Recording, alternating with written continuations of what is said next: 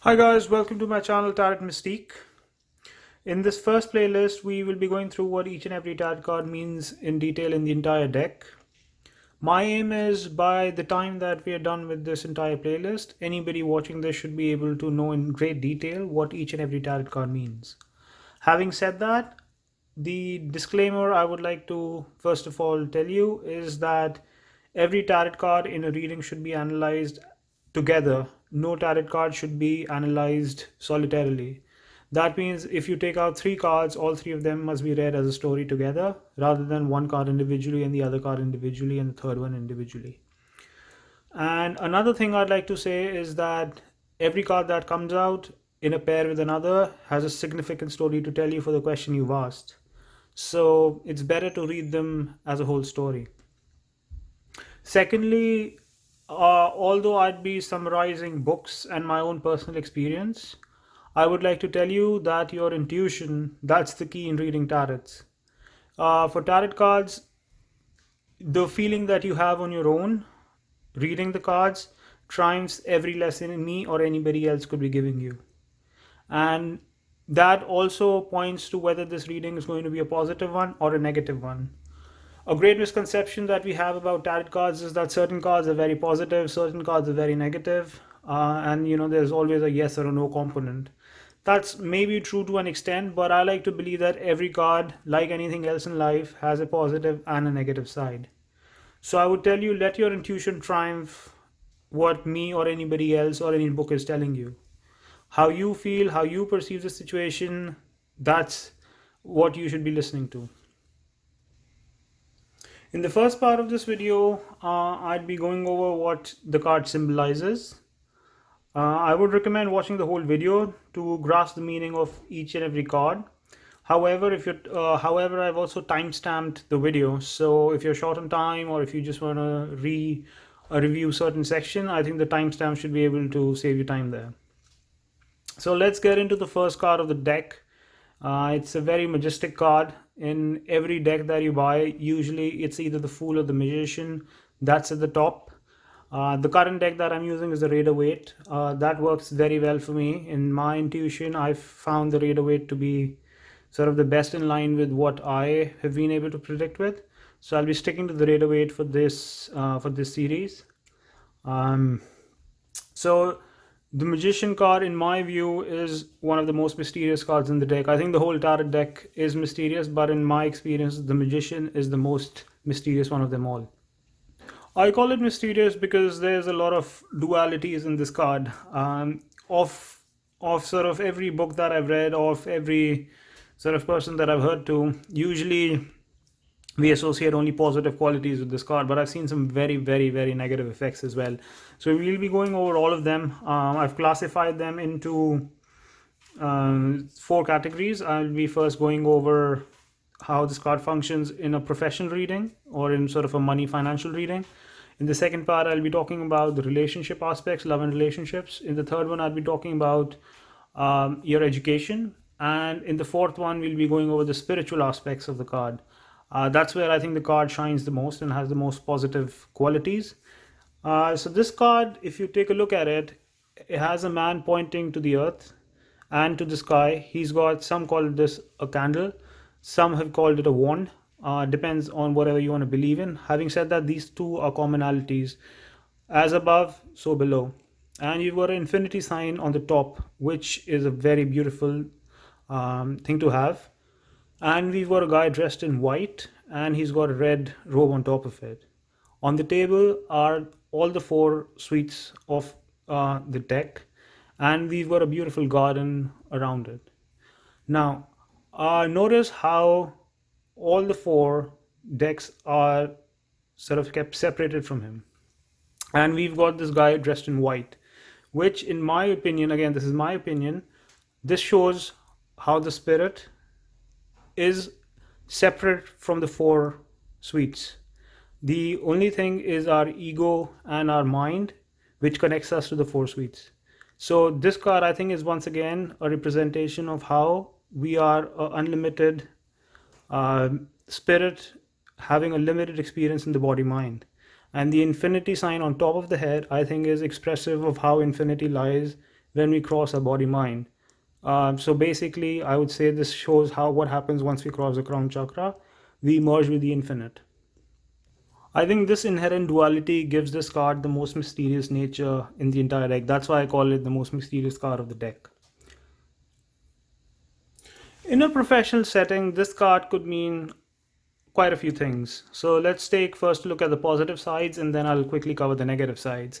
So in a positive reading, in which again either you're feeling positively about it or the surrounding cards are very positive ones, this would mean somebody who is highly skilled, or who has the potentially to be highly skilled, and who certainly knows which skill to use where. Look again at the four suites. So all the four suites are at his disposal. He can use whatever he wants when he wants. So this is a very highly skilled person. It's an excellent card for a politician, for a businessman, for an entrepreneur. This is somebody who's adept at all aspects of the business and who can certainly get things done. So this card is also a card of manifestation and abundance. Make no two bones about it. It's just a question of what you manifest and what you make happen. That brings me to the negative side of the reading of the career part of this. This could also mean somebody who is not going to listen to the rules. He likes to make his own rules, who is a bit unscrupulous.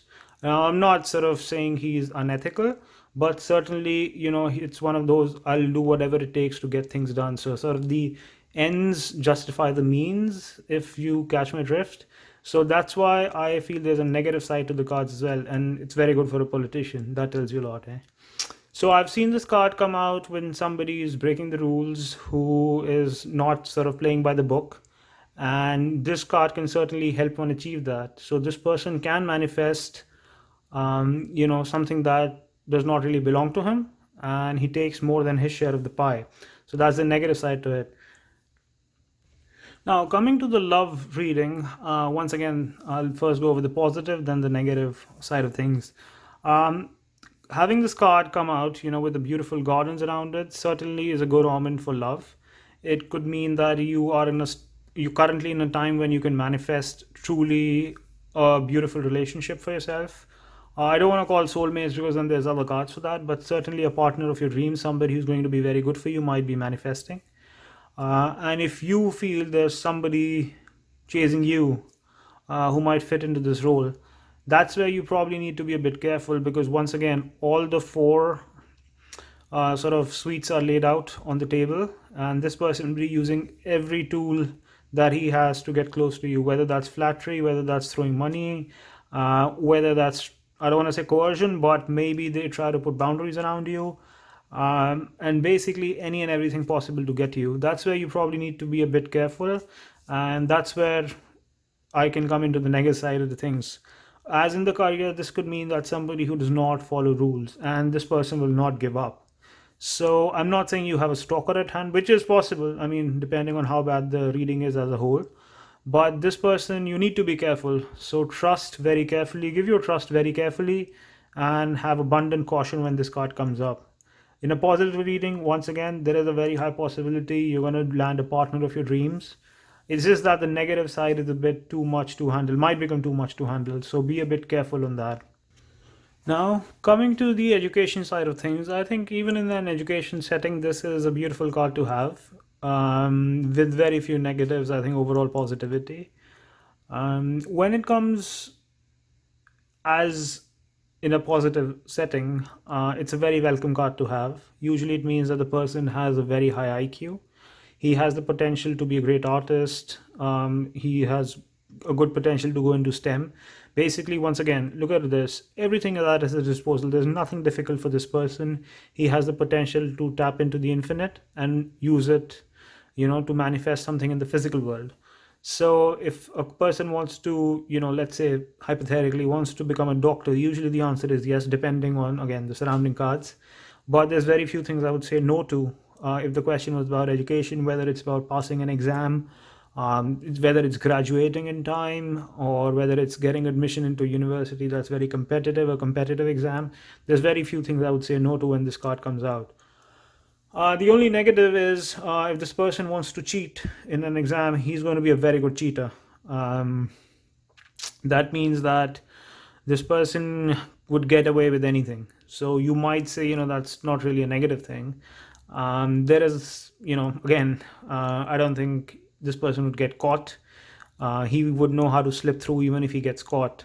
So if that's a negative, sure, this is a negative, but I think this person should be able to scrape through every negativity in the education side of things as well, and it shouldn't be a problem for him.